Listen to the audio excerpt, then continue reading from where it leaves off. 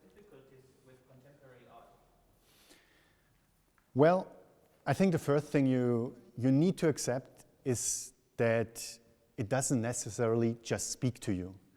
If you go into art exhibitions and you think, oh, if it doesn't speak to me, it's worthless or it's not for me, I think you're applying a kind of old vision of art. There was a time certainly when artists used certain materials and certain approaches that we're very familiar with. But in contemporary art, these approaches have multiplied.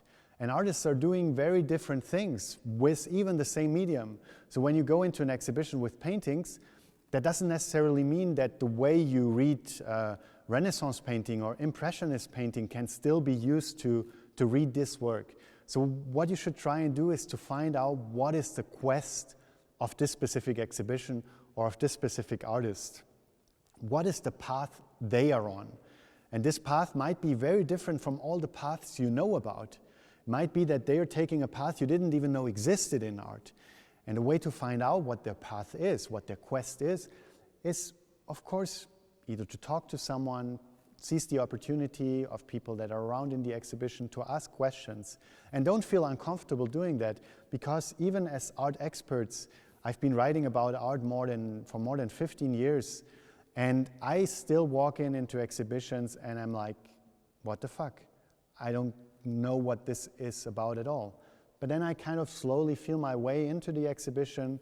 I ask people, I talk to them, I read the papers that are on display, maybe look at an earlier catalog, and when I look at a catalog of an artist who now made, say, clothes, and in this catalog there are many other things than clothes, I realize that she's maybe not a textile artist, or that her work is not about clothes, but that she's just using clothes as one of her media to express different things. So you can kind of figure out slowly what that quest might be, and the more you get used to going to exhibitions, the more you'll understand what are typical quests of contemporary artists, and the faster you'll get at identifying it yourself.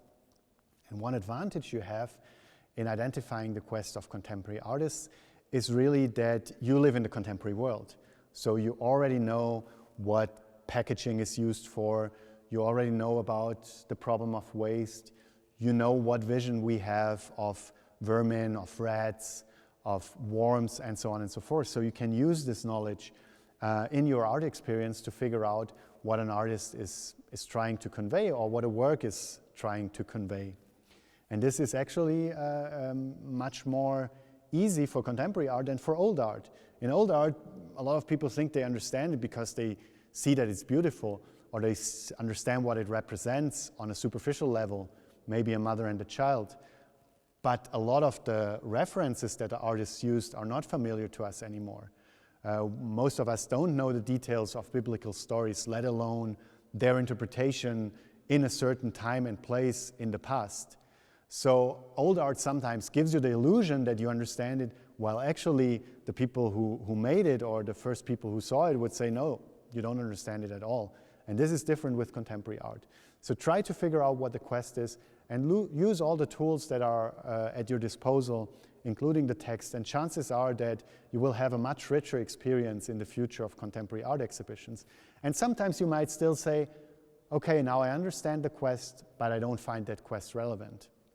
But at least you're sure that you're not someone who reads the text in quantum physics, doesn't know anything about quantum physics, and complains that they don't get it. Because that's really what happens if you're like, this doesn't speak to me, and I leave the room.